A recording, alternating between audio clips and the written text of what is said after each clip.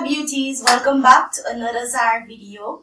And in today's video we're going to talk about the do's and don'ts of waist training.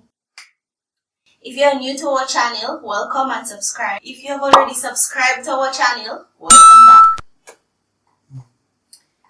So with waist training, one of the things that you should not do is machine wash your waist trainer. Guys, this is a no-no. Do not machine wash your waist trainer, because one of the things that will happen is that the hooks will break off, and you want to get as much usage from your waist trainer as possible.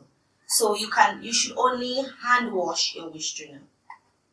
Another thing that you should not do is to sleep in your waist trainer. Guys, do not sleep in your waist trainer at all. Number 3, I would say, is if you're new to waist training, you just bought a waist trainer, give your body time to adjust. Do not wear the waist trainer for long periods of time at all.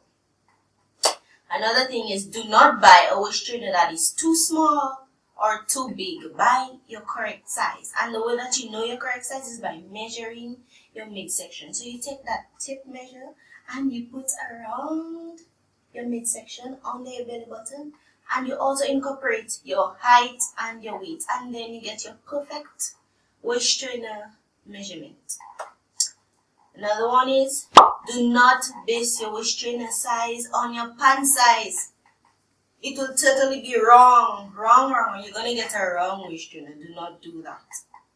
Like I said, you do it the correct way. You measure correctly with your height and your weight. Another one. Wash it too often.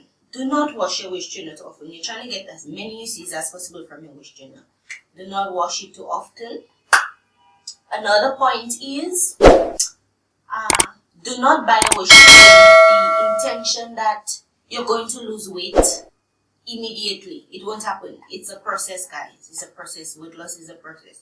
So you buying a waist trainer and thinking that you're going to lose weight in the next 2 days, like a lot of weight, or substantial amount of weight, it won't happen. Right. And one of the things that you should not do is, if you're sensitive to latex, do not buy a waist trainer that is made out of latex. Some people would do that, and they're sensitive to latex, and they complain to the person who sell it to them, or the waist trainer company, oh, I got some allergic reaction to this. It's not their fault. No, you should know that you're allergic to latex, so do not buy a waist trainer made out of latex. There are latex-free waist trainers that you can buy. And one of the things that you should do, which is my final point, is when you wear that waist trainer, you put on a tank or close-fitted shirt, and then you put your waist trainer on. So now we're to the end of our video, and I want to thank you so much for watching. As always, you like, you comment, you subscribe. Every week we upload a new video, so remember to turn on that notification bell. Also check us out at www.tzarphysique.com and Instagram. And thank you so much for watching another Tzar Physique video. Bye.